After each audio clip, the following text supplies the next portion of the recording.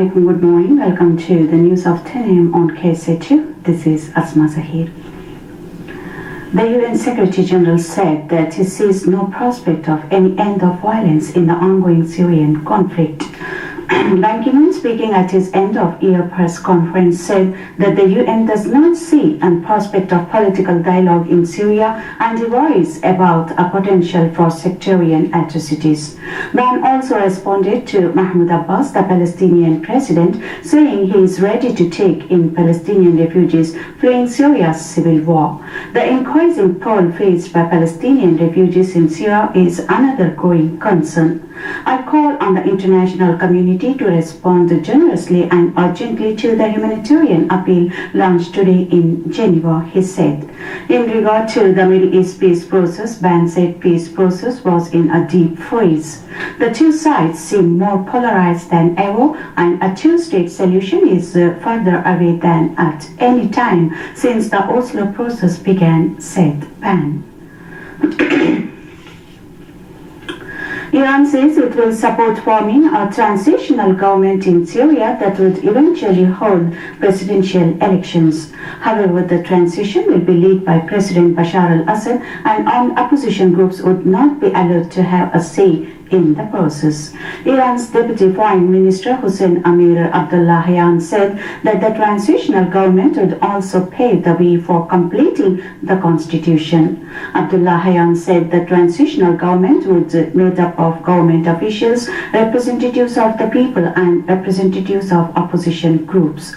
Only those opposition groups that believe in political methods. An opposition group that is carrying weapons and targets the government, other opposition groups and the people at the same time does not deserve to enter the realm of governing the country, he said.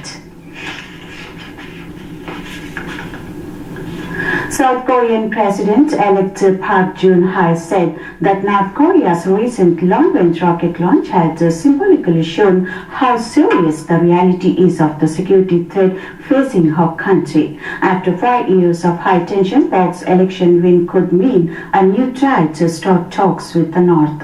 Park told reporters that she would open up a new era in the Korean peninsula through strong security and diplomacy based on trust. Park's election victory is history-making as no Korean woman is believed to have ruled since the 9th century. Commuters in Seoul welcomed Park's win, expressing hope she would bring stability. South Korea's stock market opened higher with the composite stock price index increasing higher than Tuesday's close. Park is to take office in February when Lee ends his single 5-year term.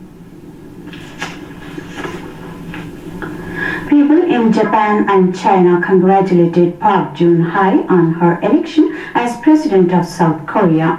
The Japanese Prime Minister sent his congratulations and some people in China said they hoped that South Korea's first female president would help improve the relationship with North Korea. At a news conference, Japan's Deputy Chief Cabinet Secretary said the two nations share common issues and that Japan hopes to build a comprehensive relationship that is further oriented and multi-layered. Relations between South Korea and Japan have been strained by a territorial dispute over rocky outcroppings that Korea calls Dokdo and Japan calls Takashima. The dispute escalated in August when the South Korean President Lee made an unprecedented visit to Dokdo, which drew unusually stern criticism from Japan. South Korea has rejected a Japanese proposal for the dispute to be settled in the International Court of Justice.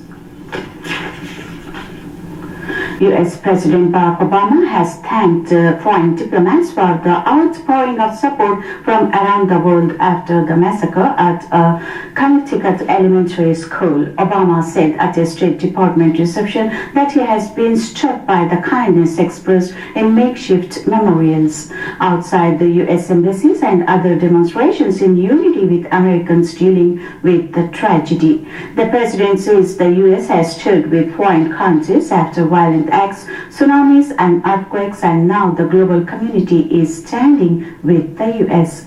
Terrible things happen in this world, he said, but there are more people of goodwill than people of ill will, and that if we just can remind ourselves of our common humanity, perhaps we can make progress.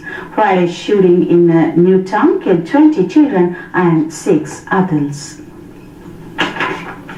With that, we conclude the news of this hour. Thanks for being with us. Stay tuned on KSA2.